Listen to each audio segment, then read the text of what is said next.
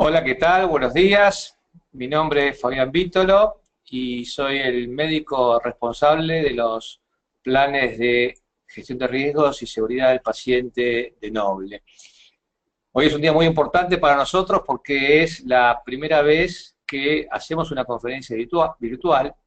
Hemos decidido utilizar esta herramienta para poder estar en contacto más frecuente con, no solamente con nuestros asegurados, sino también con todas aquellas personas de la comunidad médica interesadas en temas de responsabilidad profesional, de seguridad del paciente y de gestión de riesgos.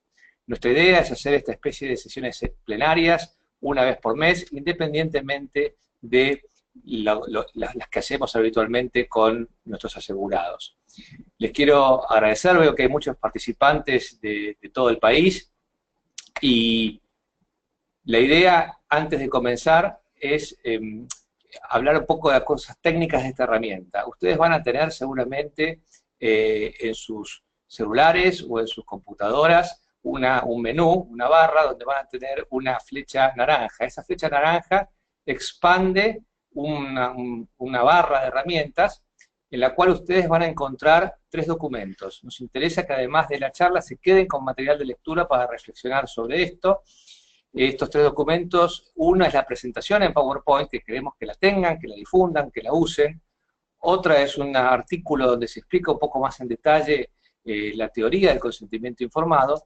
Y por último, la última es una serie de fallos que hemos resumido para ustedes de forma tal de poder que tengan una idea de lo que está pasando en sentencias de Cámara. También esta herramienta tiene posibilidad de realizar sondeos. Vamos a realizar 3 sondeos. En la barra de herramientas también está la posibilidad, los que estén en un celular van a tener un signo de interrogación.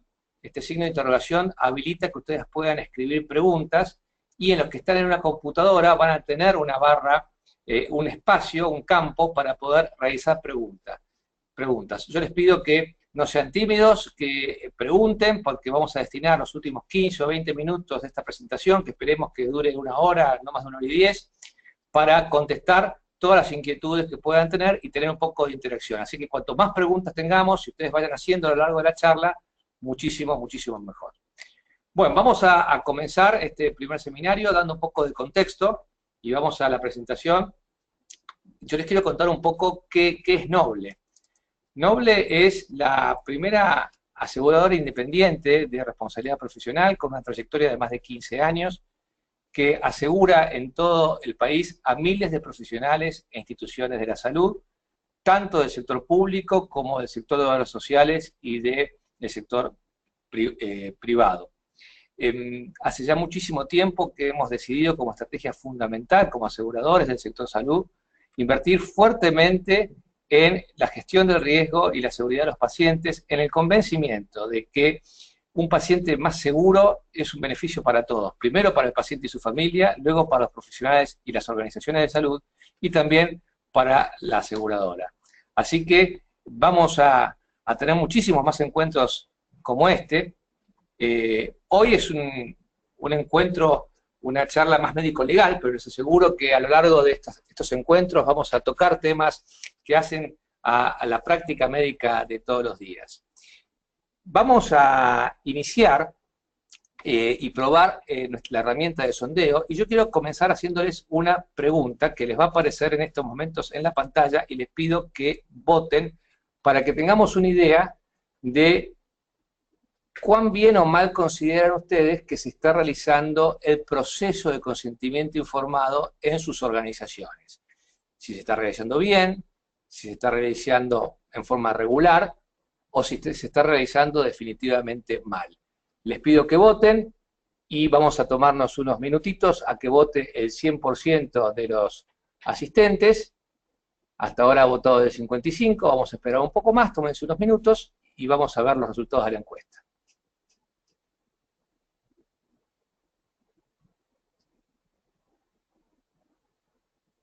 Hasta ahora ha votado el 68%, seguimos esperando, 70, 71.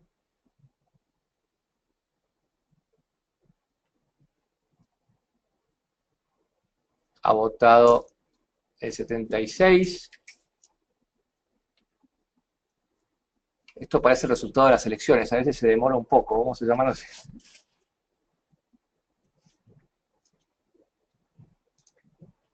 Recuerden de que tienen que apretar el botón enviar para que nosotros podamos registrar esto. Vamos a, para que no se aburran, bueno, ya votó el 78%, creemos que es una muestra representativa, y vamos a ver los resultados. Vemos que casi el 80% de la gente piensa que el proceso de consentimiento informado se instrumenta de manera regular o mal en sus instituciones, y solamente un 20% que se realiza bien. Y por eso es que precisamente elegimos este tema, porque han corrido a lo largo de los últimos 20 años ríos de tinta con respecto al consentimiento informado, y todavía es un proceso que se implementa bastante mal en muchos lugares. Y vamos a reflexionar. Yo creo que todo el mundo está un poco incómodo con el tema del consentimiento informado. Es claramente una situación que tiene probablemente que ver con la distinta percepción que los distintos actores tienen de lo que significa el proceso de consentimiento informado. Seguramente la visión de un cirujano es muy distinta a la visión que tiene un especialista en bioética, y todavía más distinta a la que tiene un abogado, un juez o un legislador. Y creo que esta situación de distinta percepción que se tiene sobre lo que significa el proceso de consentimiento informado es la que lleva a que se esté instrumentando de la manera, como hemos visto, que ustedes consideran que no está del todo bien realizada. Vamos a ir repasando cada una de las opiniones. Mucho de esto tiene que ver con la subjetividad de experiencias que uno ha aprendido a lo largo de estos últimos años.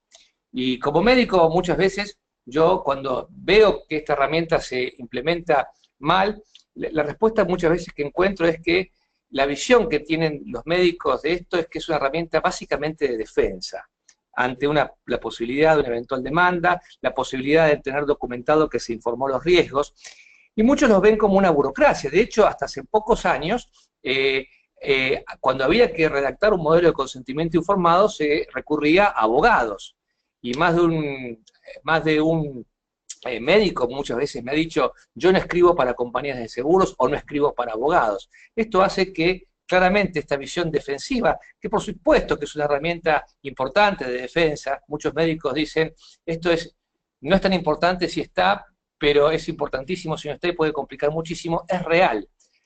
Otros consideran que, privilegiando la relación médico-paciente, la firma, el acto de hacer firmar un consentimiento por escrito de lo que se comunicó, termina realmente enfriando la relación, y se sienten muy incómodos por esta circunstancia. Es decir, lo que debiera fluir como algo natural, termina siendo algo que el médico realmente lo pone en una situación muy incómoda.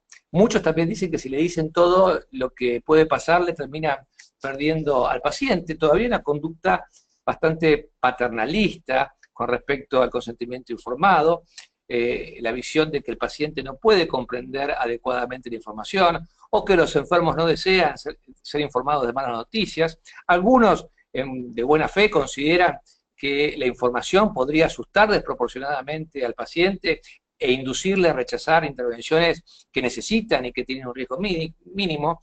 Pero bueno, todo esto tiene que ver con un modelo que claramente va pasando del paternalismo que ha caracterizado los últimos 20 años a un modelo de toma de decisiones compartidas.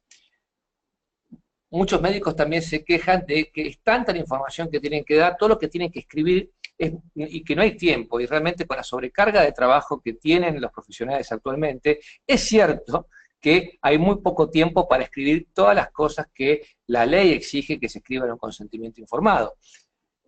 Pero claramente esta es la visión de gran parte de los médicos.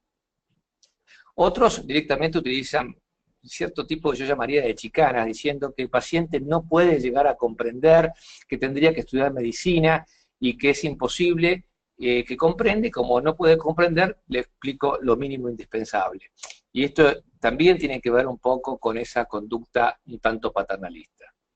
El problema es que los pacientes tampoco tienen muy claro de qué se trata este tema, porque muchos lo ven como una formalidad, sobre todo cuando una secretaria administrativa le dice, firme que es una formalidad, piensa que es un formulario más de los tantos formularios burocráticos que tienen que completar para que puedan ser operados. Muchos incluso le dicen, si no lo operan, si no lo firma, no lo operamos o no se puede realizar el procedimiento.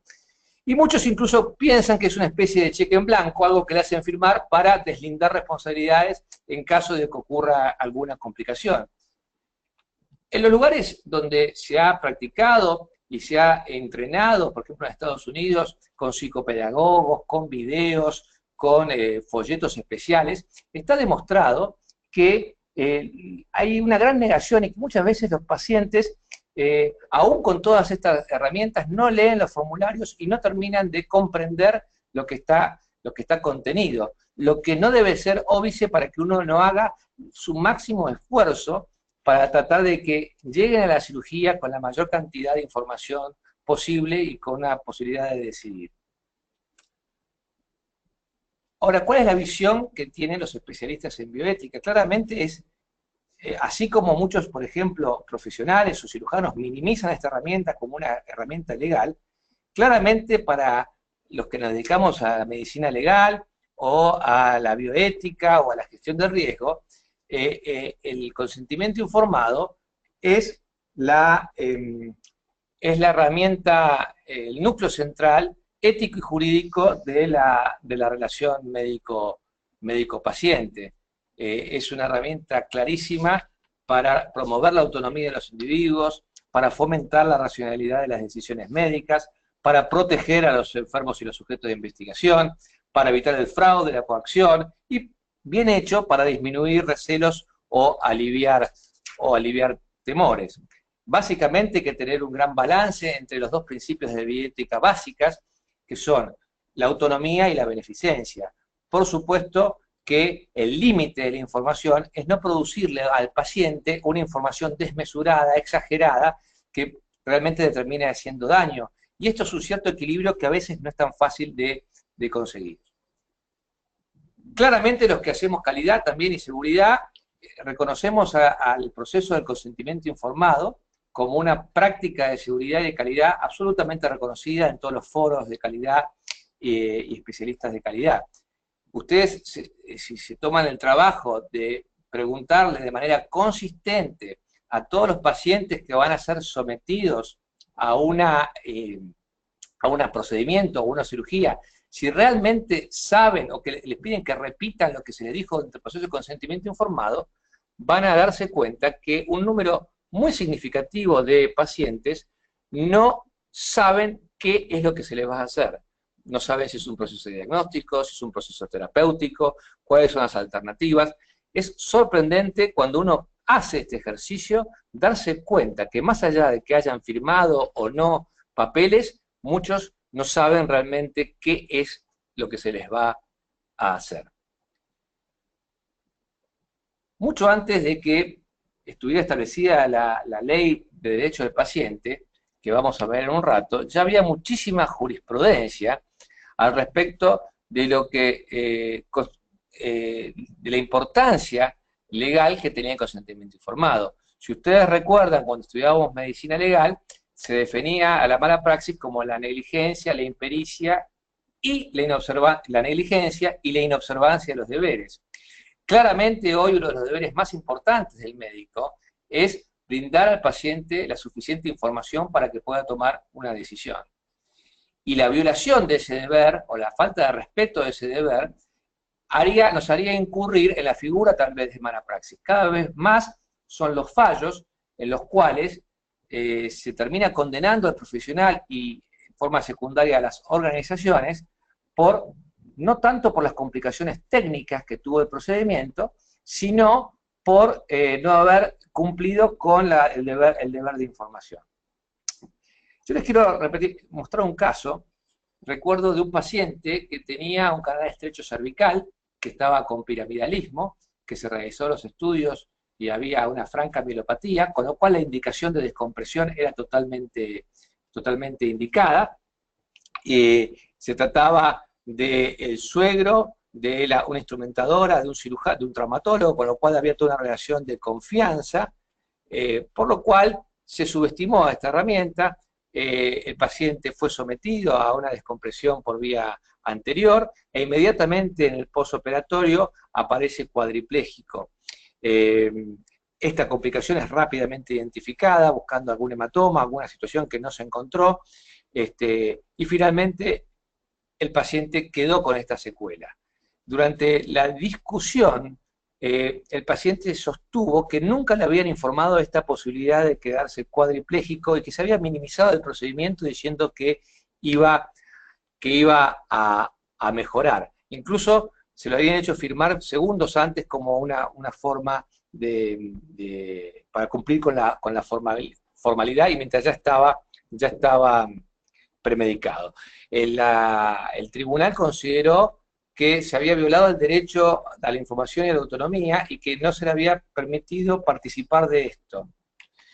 Sobre todo porque, aún aceptando que el paciente hubiera firmado en el quirófano el consentimiento informado, su suscripción en esta instancia no cumplía el objetivo de constituir una declaración de voluntad suficiente.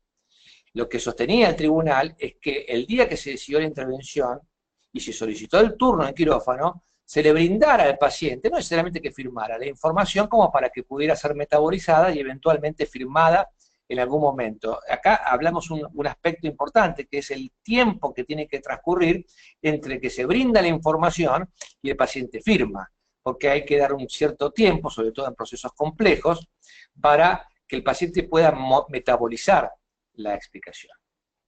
El tribunal también hizo alusión a qué riesgos se deben informar. Y claramente no hay una regulación clarísima que te especifique, y esto va mucho en el arte de informar del médico, pero claramente hay reglas de oro. Cuanto más electivo es un procedimiento, cuanto más innecesario tal vez sea, por ejemplo, es el caso de las cirugías estéticas, mayor es el deber de información. Cuanto más probable es que ese riesgo se manifieste, mayor es el deber de información.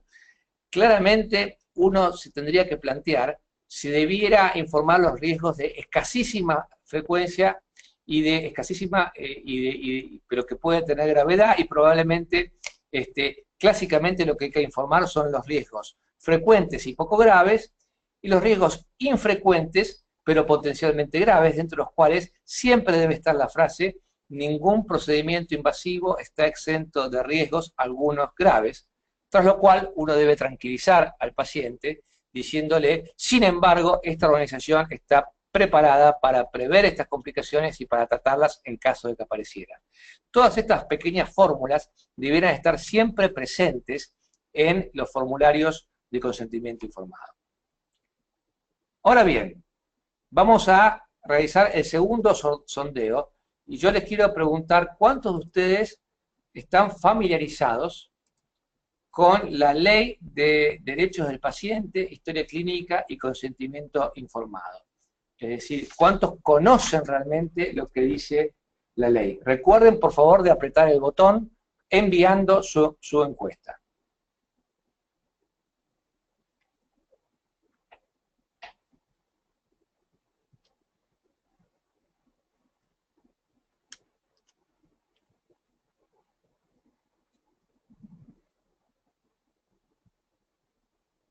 Ha votado el 72% de las personas. El 77%, vamos a seguir esperando un poquito más. Y cuando tengamos una tendencia como las elecciones, vamos a cerrar la votación. Ha votado más del 80% y vamos a ver los resultados. El 43% sabe lo que dice la ley, pero fíjense que casi un 60% tiene una vaga idea y un 35% no sabe lo que dice esta ley, que es muy importante realmente tomarse unos minutos, y después al que no la tenga, yo no la colgué acá, pero me la pueden pedir con la reglamentación, porque creo que es importante que esta ley sea conocida por los profesionales. Cuando uno se remite a la ley de ejercicio de la medicina, la ley 17.132, se hacía muy poca referencia en esta ley, no solamente al consentimiento informado, sino también a la historia clínica en sí. Se decía que el consentimiento informado tenía que ser realizado para operaciones mutilantes o en caso de menores, y no se hacían muchas más especificaciones. Sin embargo, la Ley de Derecho del Paciente, que fue sancionada en el 2009 y reglamentada 3 años después, en el 2012, tiene todo un capítulo, que es el capítulo 3, muy detallado acerca de lo que espera el legislador que contenga el consentimiento informado. Y para reforzar esto, el nuevo Código Civil y Comercial de la Nación, unificado en el 2015, también tiene todo un artículo muy específico referido al consentimiento informado, que yo los quiero repasar unos segundos con ustedes. En el artículo 5 de la Ley de Derechos del Paciente se define el consentimiento informado. Y si ustedes ven esa definición, van a ver la necesidad de brindar información clara, precisa y adecuada con respecto a un sinfín de cosas: su estado de salud, la naturaleza del procedimiento propuesto, los objetivos y beneficios esperados, los riesgos, los procedimientos alternativos. Yo lo llamo a reflexionar si la mayoría de los consentimientos que se están utilizando en muchísimas instituciones y en la forma en que se están utilizando, realmente se transforma en información clara, precisa y adecuada. Y en algunos casos, en la reglamentación dice incluso taxativa. Cuando uno va al artículo 7, que es cómo se instrumenta, fíjense que en este caso los legisladores dan la posibilidad de que sea verbal en un articulado que es un poco confuso, porque dice: el consentimiento informado podrá ser verbal con las siguientes excepciones, en los que será por escrito y debidamente suscripto. Y fíjense que se pone como excepción prácticamente la regla, que son las internaciones, todas las intervenciones quirúrgicas, los procedimientos diagnósticos y terapéuticos invasivos, los procedimientos que implican riesgos según lo determine la reglamentación, y la reglamentación no se mete realmente con los riesgos, con lo cual queda a criterio de las distintas organizaciones o médicos qué procedimientos se consideran riesgosos y no, y por supuesto la posibilidad en todo momento de revocar el consentimiento informado, que es una posibilidad que siempre tienen los pacientes, y que hay que darles a entender, porque incluso en su confusión piensan que una vez que firmaron esto, jamás pueden volverse atrás, y hay que reforzarles la idea de que ellos, el hecho de que lo hayan firmado no quiere decir que no haya vuelta atrás, en todo momento pueden revocar esa decisión. Fíjense que en la reglamentación de la ley se especifica que debe ser una explicación taxativa y pautada en términos que se puedan comprender.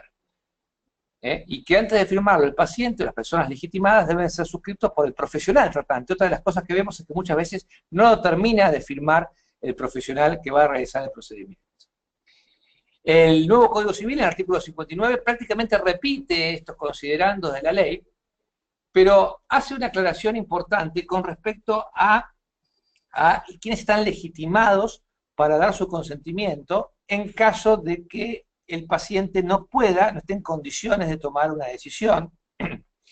Y acá sí hay una gran diferencia entre la ley, porque la Ley de Derecho del Paciente establece un régimen de prelaciones de quiénes son los que en caso de incapacidad del paciente pueden decidir, en primer término, el cónyuge, la persona que sin ser su cónyuge haya convivido más de 3 años, luego los hijos, luego los hermanos.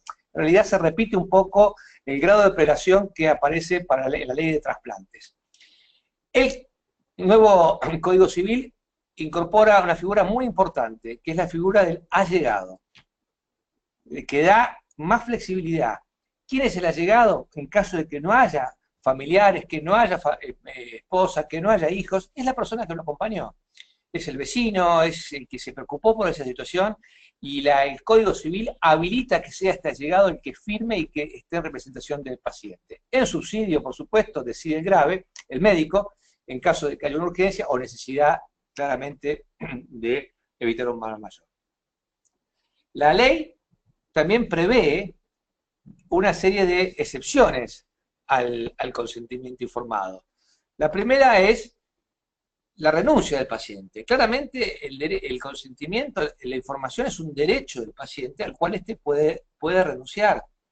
Uno no puede forzar, información a un paciente que no desea recibirla. Muchos pacientes son temerosos, no quieren recibir información, o les dicen, doctor, no me diga nada que me pongo nervioso, que no me gusta saber, o decida usted. Bueno, en este caso, claramente, el paciente está haciendo uso de su derecho a no recibir la información. Y la ley claramente especifica que el paciente mayor de edad y capaz tiene derecho a no recibir información sanitaria, vinculada a su salud, a sus estudios, a sus tratamientos. Pero especifica que cuando así lo decida, deberá dejar asentada por escrito en la historia clínica su voluntad de ejercer este derecho. O sea, se tiene que anotar en la historia clínica que haciendo uso del derecho a no recibir información, delega este derecho, ya sea en un familiar, en su esposa, en su hijo, o incluso delega en el profesional la autorización para que sea él el que decida. Esta es una situación que debe quedar claramente reflejada en la documentación. Esa es la primera excepción que contempla la ley al consentimiento informado. La segunda, claramente, son situaciones de emergencia, con grave peligro para la salud de la vida del paciente cuando éste no pudiera dar el consentimiento. Debe quedar claro que deben ser situaciones realmente de emergencia, no situaciones en las cuales el paciente estuvo monitoreado durante 24, 48 horas, que da tiempo para procesar cierta información. La tercera excepción al consentimiento es lo que se denomina privilegio terapéutico. El privilegio terapéutico es la situación en la cual el médico considera que la información que va a brindar le va a hacer al paciente mucho más daño que bien, sobre todo cuando este paciente no la está pidiendo. Hay que ser muy cuidadoso con la utilización del privilegio terapéutico, que es un privilegio que tiene el médico, que prácticamente se encuentra restringida a situaciones de cáncer terminal o de situaciones terminales, en los cuales muchos pacientes la información podría llegar a complicar y a no beneficiarlo. Y la ley claramente especifica que el derecho de información sanitaria de los pacientes puede limitarse por la existencia, importante, acreditada, de un estado de necesidad terapéutica, ¿no? Cuando el profesional entienda que por razones que tienen que ser lo más objetivas posibles, el conocimiento de la situación puede perjudicarlo de manera grave. En este caso también deberá dejar asentado en la historia clínica esta situación y comunicarla a las personas vinculadas al paciente, ya sea por razones familiares o de hecho. Y la última excepción al consentimiento es cuando hay un grave peligro para la salud pública. Supóngase que un paciente no quiere recibir información acerca de su estatus HIV, o los padres que se niegan a que sus hijos sean vacunados. En estas circunstancias debe contemplarse una excepción. Esto lo vemos frecuentemente, la patria potestad tiene un límite, que es el interés superior del niño, sobre todo en cosas de vacunaciones, y hay que muchas veces dar intervención a los comités de ética en el caso que se dispongan o a la asesoría legal. Claramente, todas estas situaciones deben ser interpretadas con un carácter restrictivo y no deben dar pie para limitar el acceso a la información de los pacientes. Otro aspecto importante de la ley de derechos del paciente y del nuevo Código Civil, es que se aclara una duda que hubo durante muchísimos años sobre el consentimiento en menores. Ustedes saben que si uno se rige por el antiguo Código Civil, el Código de Vélez-Sarsfield, se hablaba de capacidades absolutas, relativas, y el menor de 18 años era incapaz de absoluto o relativo, pero con lo cual el consentimiento tenía que ser dado como regla por los padres. Esto empezó a colisionar con otras leyes, como la ley de salud reproductiva, en la cual la menor de 16 años podía dar su consentimiento, por ejemplo, para colocación de dispositivos intrauterinos, y también entró a colisionar con los derechos fundamentales del derecho del niño, con normas internacionales que tienen rango supraconstitucional, que sostienen la necesidad de la participación de los menores. Esto se viene a zanjar con el nuevo Código Civil, que establece la figura del adolescente. El adolescente es aquella persona menor de edad entre 13 y 18 años. Y de hecho así, entonces, el nuevo Código Civil establece dos distinciones claras. entre los adolescentes entre 3 y 16 años, los cuales deben participar y tienen aptitud para decidir, se presume la aptitud para decidir, ante tratamientos que no son invasivos, que no son riesgosos, con lo cual no tendría sentido hoy exigir la autorización de los padres para un diagnóstico o para realizar un examen de laboratorio, o no atender a un menor de entre 3 y 16 años que se acerca espontáneamente al sanatorio o al hospital para ver una situación. Por supuesto, entre 3 y 16 años, si se trata de alguna cirugía o un procedimiento invasivo, los padres tienen que intervenir. Si hay conflicto de intereses, importa la opinión médica, y estos son casos que deben zanjarse en comités de ética muchas veces. Y claramente, y esto es lo más importante, el menor de edad entre 16 y 18 años es apto absoluto para las decisiones atinentes al cuidado de su propio cuerpo, lo cual también trae una serie de problemas. Imaginémonos una chica de 17 años que se presenta a un hospital pidiendo una ligadura de trompa, por ejemplo. Es decir, por supuesto, el médico siempre tiene la objeción de conciencia en hacer esto, pero se está ante una disyuntiva de, más allá de ponderar la madurez del menor, la ley específicamente sostiene que una persona entre 16 y 18 años es una especie de adulto médico, y esto es importante tenerlo en cuenta. Muchas veces nos han preguntado qué pasa con el consentimiento, si hay que requerir autorización para presentar casos en congresos, en seminarios, etc. Claramente, si el paciente es identificable mediante la imagen de tomografía o una foto, se requiere una autorización.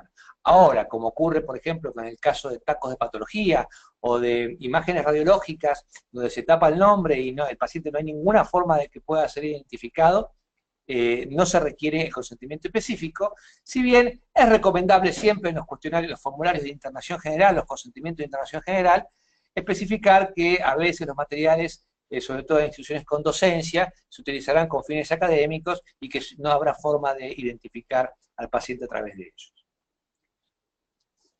Bueno, llegado a este punto, de lo que dice la ley, de lo que dicen los jueces, de la visión que tenemos los médicos, yo los invito a reflexionar sobre cuál es la importancia que realmente le damos los médicos a la instrumentación del consentimiento informado. Y bueno, cuando uno ve este tipo de formularios que todavía, cada vez menos debo reconocer, se ven, donde alguien completó, autorizo al doctor, quirófano, o sea, algo mecánico, campos en blanco, yo les invito a que repasen esta frase, donde dice, aludiendo sin objeciones, para el caso que se produzcan las consecuencias emergentes de las eventualidades aludidas. Fíjense la frase, la repito, aludiendo sin objeciones para el caso que se produzcan las circunstancias emergentes de las eventualidades aludidas. ¿A ustedes les parece que forma de que un paciente entienda qué quiso decir esto? Es una de esas fórmulas legales que se veían tan frecuentemente en la década del 80 y aún en la del 90, que ya por suerte cada vez no vemos más. También es muy frecuente, pero todavía cada tanto aparece alguna forma de especie de pensar que el consentimiento pudiera ser alguna forma de exhibición de responsabilidad. Eximo al sanatorio de las responsabilidades. Bajo ningún aspecto el consentimiento es un eximitorio de responsabilidad, sino la constancia de que se hicieron esfuerzos para que el paciente entienda. Yo debo reconocer que he aprendido mucho a lo largo de estos años, porque cuando uno empezó a estudiar la teoría del consentimiento informado, decía, bueno, entonces el mejor formulario tal vez sea un formulario con mucho espacio en blanco, donde figure naturaleza del procedimiento, beneficios, riesgos y alternativas, y que el médico fuera quien completara estos formularios. En realidad, y pasado el tiempo, me di cuenta que terminaba siendo peor el remedio que la enfermedad, porque ya ni siquiera se ponía nada y los formularios aparecían prácticamente en blanco, firmados al pie, y a veces se ponían riesgos habituales, y terminaba siendo cualquier cosa. Veamos, por ejemplo, estos formularios de una institución donde se les hace poner a los pacientes, que tampoco es necesario que el paciente pongan de su puño y letra qué es lo que van a hacer, Dice, he comprendido por haberme sido explicado que el procedimiento consiste en una operación de tendón de Aquiles. Inclusive he entendido que este procedimiento está asociado a algunos riesgos, complicaciones, los cuales consisten en, y se pone sin riesgo. Fíjense cómo se maneja. Operación de meniscos de rodilla izquierda. Me han dicho que en el común de los casos significa una operación simple de 20 minutos. Fíjense ustedes la minimización del procedimiento. Esto realmente desde el punto de vista médico-legal muchas veces termina realmente siendo peligroso para el profesional. Este es otro ejemplo ya extremo. He comprendido por haberme sido explicado cómo es el procedimiento y que el mismo consiste en una operación de amígdalas. También se me explicó que he entendido que en el común de los casos, y ahí claramente no hay riesgo de ningún tipo.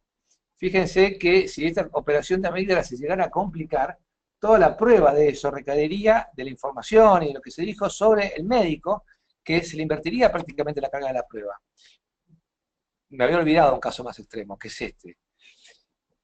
Se me explicó y el paciente pone no me explicó. Estas cosas están en el cierre de historias, o sea, historias ya cerradas. Entonces yo les quiero mostrar esto como ejemplos extremos de lo que no se debiera hacer nunca. Entonces, ¿cuál es el problema de fondo, de forma? El problema de forma es este, es decir, una pésima instrumentación en muchísimas circunstancias del proceso de consentimiento informado por falta de normas, por falta de controles, por formularios deficientes, donde los ítems no se completan, falta la firma del paciente, firma el esposo en vez de la paciente, esto se ve bastante en obstetricia, llenado incompleto, falta de especificación taxativa de los riesgos más comunes, su reemplazo por riesgos habituales. Pero claramente el problema de fondo es que los pacientes se someten a procedimientos con muy poco conocimiento de lo que se les va a hacer. Esto es lo que hablábamos al principio. Y este es realmente lo que nos deberíamos preocupar. O sea, muchas veces nos llaman a la compañía buscando el formulario mágico que permita defender los casos, y realmente lo más negativo de los formularios de consentimiento es que uno se vuelve un poco loco con conseguir la firma del paciente. El consentimiento, la fórmula de consentimiento del paciente. En realidad, el consentimiento es lo más fácil de obtener, porque nadie, o sea, la demostración de que el paciente consintió es muy fácil de demostrar, porque nadie sube un quirófano a punta de pistola. Lo que es difícil de demostrar es la información que se le brindó al paciente. Entonces yo veo que hay un gran desbalance entre lo que es la búsqueda de la firma y realmente lograr que el paciente acceda a la información o demostrar que se hizo un esfuerzo para informarlo. Entonces, la coincidencia generalizada es que uno, ante un caso donde se discuta el consentimiento informado, deberá demostrar un proceso. El paciente vino al consultorio, tuvimos una charla, se le brindó información, se llevó material escrito, este material escrito fue leído, luego fue firmado. Ese es el proceso que va a tener que demostrar, no exclusivamente la existencia de un formulario. También hay coincidencia generalizada que es una actividad médica. Aún reconociendo los problemas de logística, no debiera haber administrativos discutiendo estas cosas con los pacientes, ni entregándoselas a estos formularios, si no reflejan realmente lo ocurrido entre el médico y el paciente.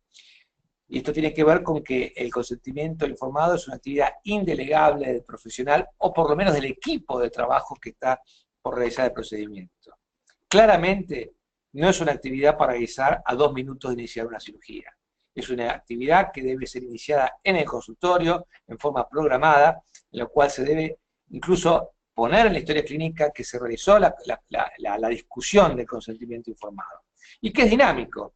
Las cosas cambian y el consentimiento no es genérico para hacer cualquier cosa.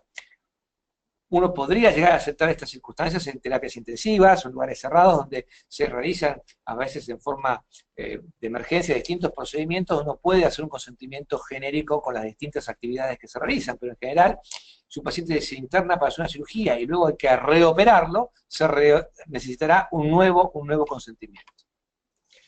Por supuesto que hay temas para debatir.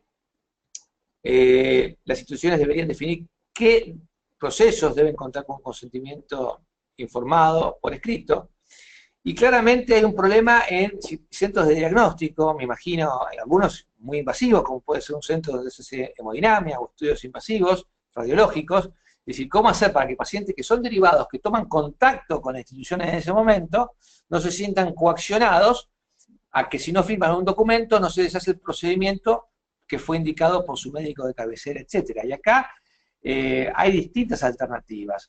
Una podría ser que los médicos de cabecera que trabajan con esos centros dispongan de los consentimientos informándole al paciente de lo que le van a realizar en el centro, de forma tal de que te llegue a este centro con más información, o que cuando solicite turno para cosas programadas, tenga este paciente alguna posibilidad de acceder vía web o vía página de internet del centro diagnóstico a esta información.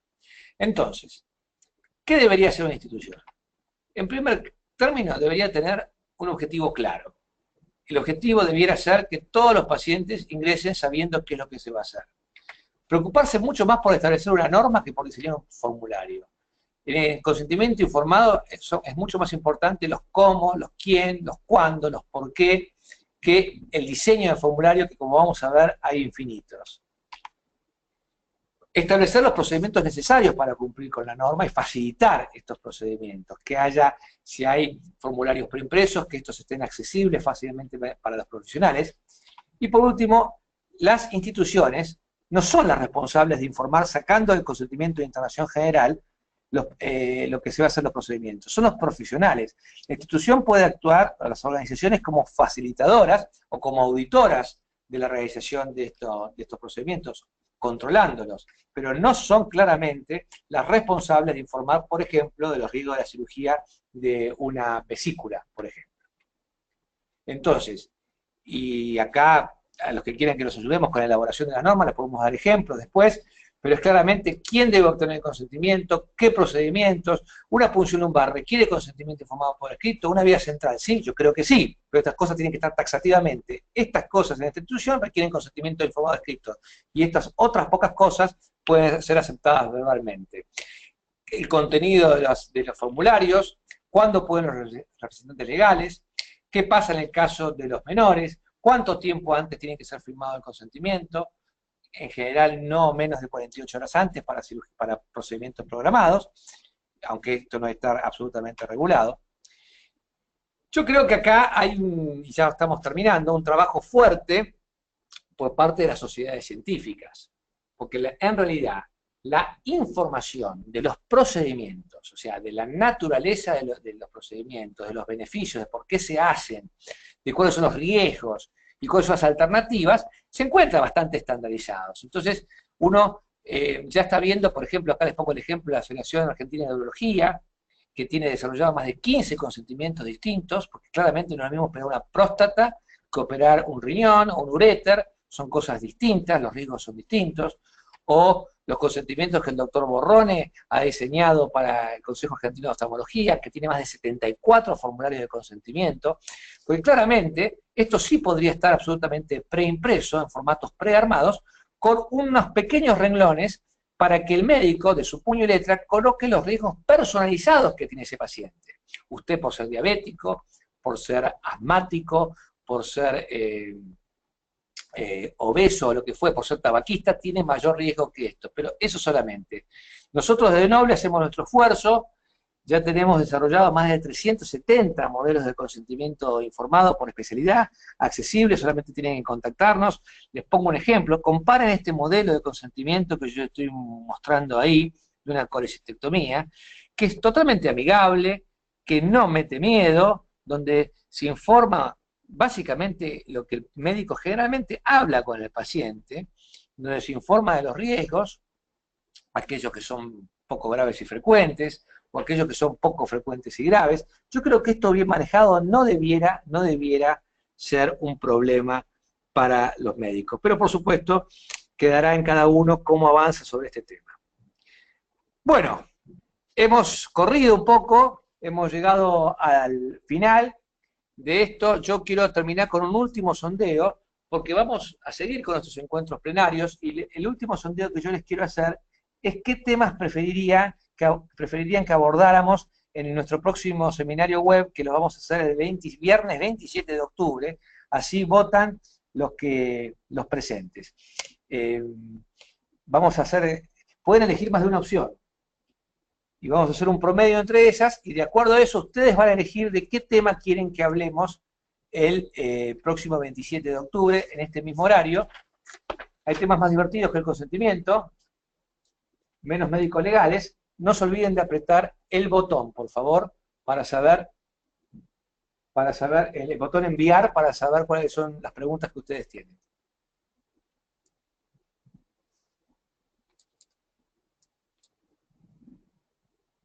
Vamos a esperar.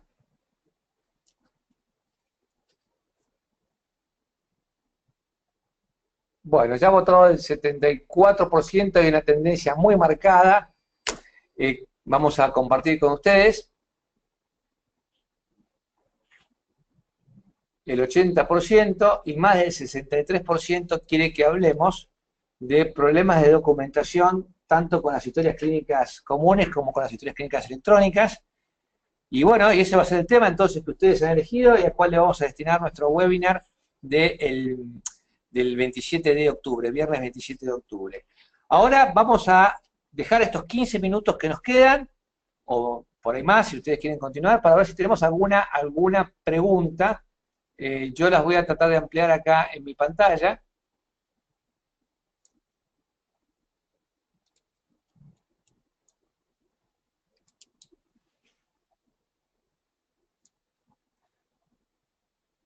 Acá me preguntan que la encuesta inicial se debiera haber puesto la opción de muy bien. Una pregunta acá que por ahí tal vez me dice, ¿qué pasará con pacientes que reciben medicación biológica para tratamientos como ejemplo de artritis reumatoidea?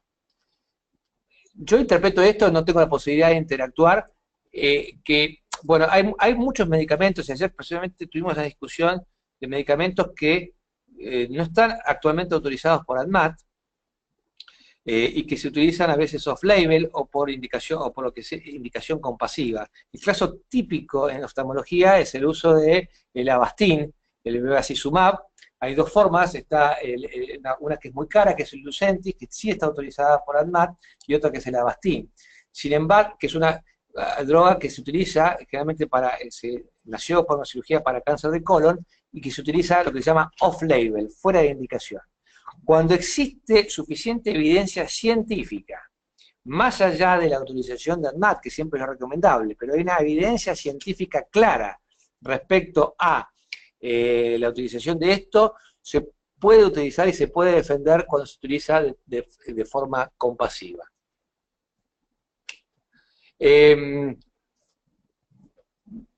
Vamos a aprender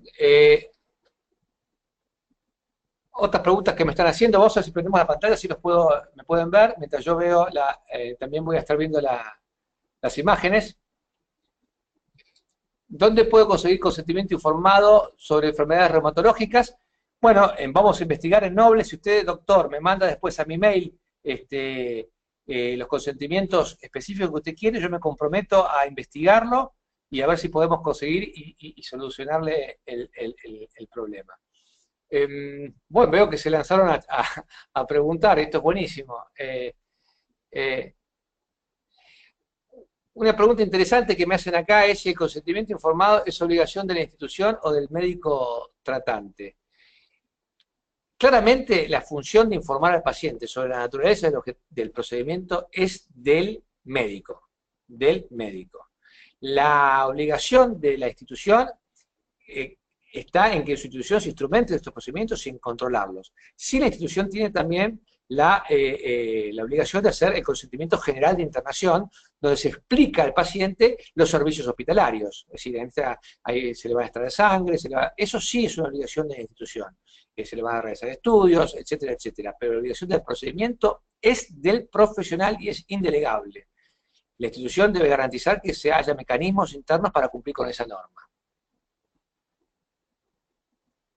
Si me dice el paciente que no quiere enterarse, acá me preguntan de nada de lo que le puede pasar o de lo que le voy a hacer, ¿dónde se documenta eso? Bueno, claramente eso va a la historia clínica. Ya sea, yo en este caso lo dejaría muy claro en las evoluciones de la historia clínica, o en un formulario específico, o en la sección observaciones del formulario o texto libre, donde se especifique claramente que el paciente de acuerdo a la Ley de Derecho del Paciente, 26.529, renuncia a su derecho a estar informado y delega esa decisión o la recepción de esa información en tal o cual persona, o incluso en el médico, firmado por el paciente y por el médico. Otra pregunta que me hacen acá es, buenas tardes, quisiera saber cuál es el alcance del consentimiento informado para internación. ¿Exime de requerirlo para otras prácticas como la colocación de una vía central, por ejemplo? Es una muy buena pregunta. Yo creo que no. O sea, el consentimiento de internación tiene que dar apenas información de las cosas que pasan en internación, y una vía central requeriría un consentimiento específico, lo mismo que una punción lumbar. Ahora, si estamos en una unidad cerrada, donde este tipo de cosas, por ejemplo, terapia intensiva, se hacen frecuentemente, uno puede hacer un consentimiento donde se expliquen los procedimientos invasivos más frecuentes, traqueostomías, vías centrales, punciones lumbares, pero igual la norma sería para cada procedimiento tener un consentimiento específico, y hay desarrollados, de hecho, muchos de estos.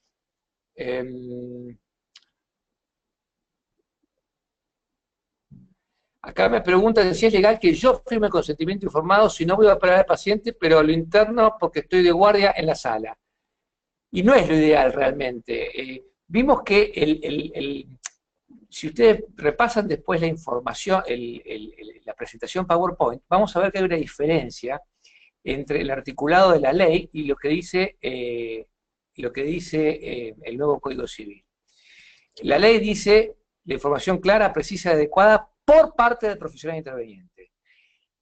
En el Código Civil no está exactamente la frase por el profesional interveniente, lo cual dejaría un margen para, por ejemplo, en los consultorios de anestesia, se haga firmar el anestesiólogo que está haciendo la evaluación, que probablemente no va a ser el que va a hacer la anestesia, le haga firmar, en los pocos casos que esto se hace, el consentimiento.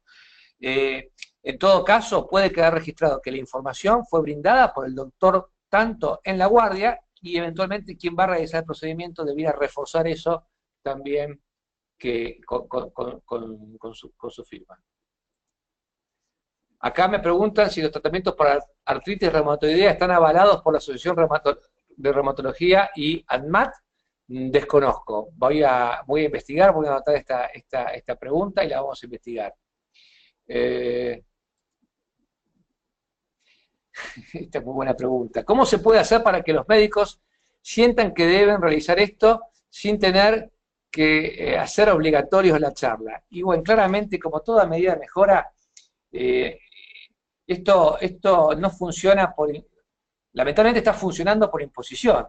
Debieran convencerse de que esto es en beneficio de todos realmente, es decir, que no es una herramienta defensiva, que bien manejado disminuye los temores, que bien manejado va a tener muchísimas menos complicaciones en caso de que haya un caso legal. O sea, tratar de ir por el lado de la seducción y también tratar de facilitarles, es decir, mirá, tenés estos consentimientos disponibles en la página web, tenés estos consentimientos que me ofrece Noble, o poner un plazo para que ellos también se sientan partícipes y participen de los consentimientos. A veces están enlatados, consentimientos enlatados, no sé si es lo mejor, más allá de que es lo más práctico a veces.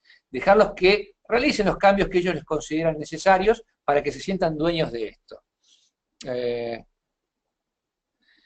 Bueno, acá me hacen la pregunta de consentimientos en adolescentes que reciben tratamiento farmacológico, dependiendo del tratamiento. O sea, si es un tratamiento farmacológico con cierto grado de peligrosidad, estoy pensando en psicotrópicos o lo que fuere, los padres claramente tendrían que tener la autorización. El caso, y siempre dice, más de 16 años es adulto para el consentimiento informado. Entre 3 y 16 se puede discutir. Bueno, acá me dicen, se habló sobre el consentimiento informado médico y quirúrgico. ¿Se podría hablar sobre tratamientos psicológicos? ¿Podría ampliar lo que el consentimiento? Bueno, claramente, de hecho, la práctica, sobre todo del psicoanálisis, es distinta. Nosotros tenemos desarrollados y hemos visto tratamientos para psicoterapia en adultos y en menores, pero uno también podría decir que el tratamiento psicológico podría llegar a tratarse de esas excepciones en las cuales en algunos casos podría ser verbal si uno considera que el tratamiento no implica realmente un riesgo, porque recuerden que el artículo 7 de la ley dice que el consentimiento puede ser verbal a excepción de procedimientos riesgosos. Hay que ver si el tratamiento psicológico encuadraría dentro de esto.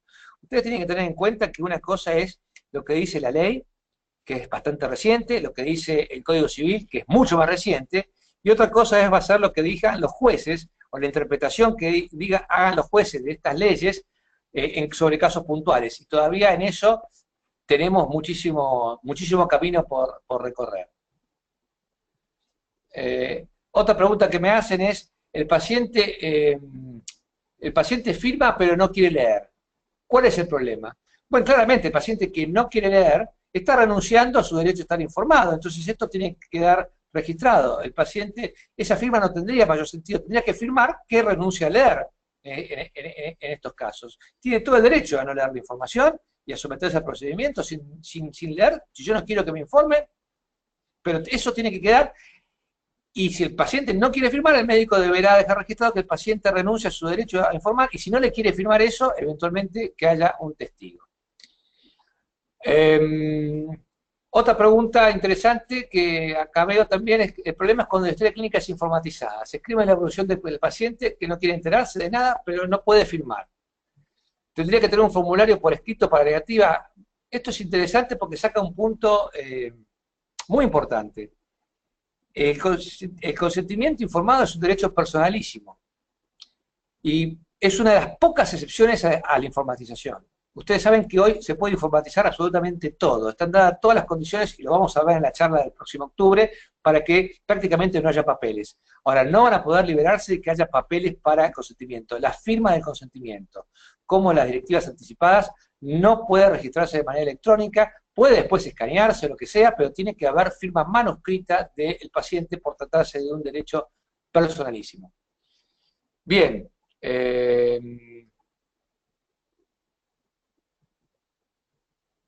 Acá me preguntan, ¿hay un formato específico de consentimiento para aquellas terapias como la musicoterapia o la psicomotricidad, dado que para aquellos que realizamos prácticas, yo desconozco, de todos modos, yo, forma similar a lo que dije, entraría dentro de lo que son situaciones de bajo riesgo que podría hacerse un consentimiento verbal y dejar eso especificado en las historias. ¿Pueden recabar el consentimiento informado quienes revisten el carácter de auxiliares del equipo de salud? Ejemplo, técnicos de imágenes.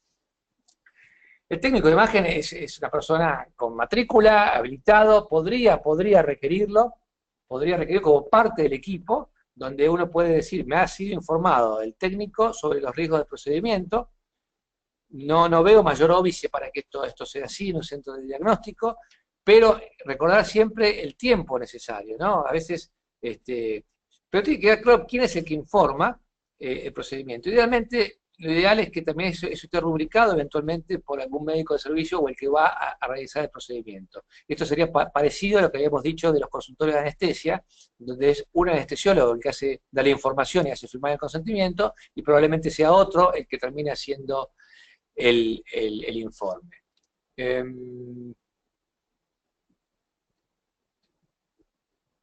¿De qué manera se pueden guardar los archivos de esta charla? Bueno, en el celular les tienen que haber bajado los documentos, les tienen que haber quedado bajados. Tienen la función de descargar, que es como acá me están informando, que es como un papelito, como un documento. Los que tienen el celular. Y los que tienen la máquina también tienen el documento que directamente lo bajan. O sea, los que tienen el celular, haciendo clic en ese icono que es como un cuadrado, pueden bajar la charla.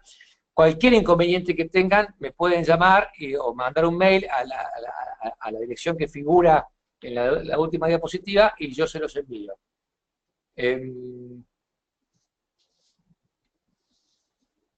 Acá, sabiamente, Gerardo Chiodetti, mi amigo de Mar del Plata, dice que sabiamente Castaño Restrepo dijo que el consentimiento es un proceso primero humano, científico y legal, y creo que es una gran resumen, Gerardo, de todo lo que hemos hablado. Bueno, estamos cerrando, ya hay comentarios, es la 1, la idea es que La idea es que hayamos tenido este tiempo, me encanta que haya habido tantas preguntas, yo estoy encantadísimo de que hayan estado todos ustedes. Este, los invito a generar comunidad en esto, vamos a hacer una por mes, abierta para todos, no es necesario que sean asegurados de Noble, pueden reenviar los mails de invitación para que otra gente de sus organizaciones también se inscriban. La idea es generar conciencia sobre todos estos temas, esto lo vamos a hacer puntualmente una vez por mes.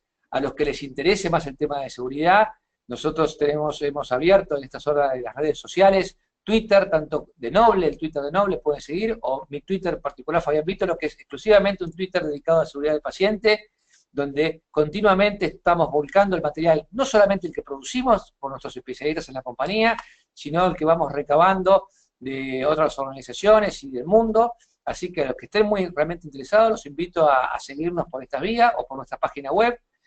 Y vamos a tener también esta charla próximamente, estamos remozando toda nuestra web y van a quedar grabadas en la página web para que puedan replicarlas con otras personas. Yo les quiero agradecer realmente muchísimo, les pido desde ya 1000 disculpas por los inconvenientes técnicos que podamos haber tenido, esta es nuestra primera conferencia, para mí es muy difícil hablar sin nadie adelante, me gusta la interacción cara a cara y espero volver a verlos, no a volver a verlos, sino que ustedes me puedan volver a ver dentro de un mes. Hasta la próxima. Ah, una cosita les quiero decir. Ahora se va a cerrar el sistema.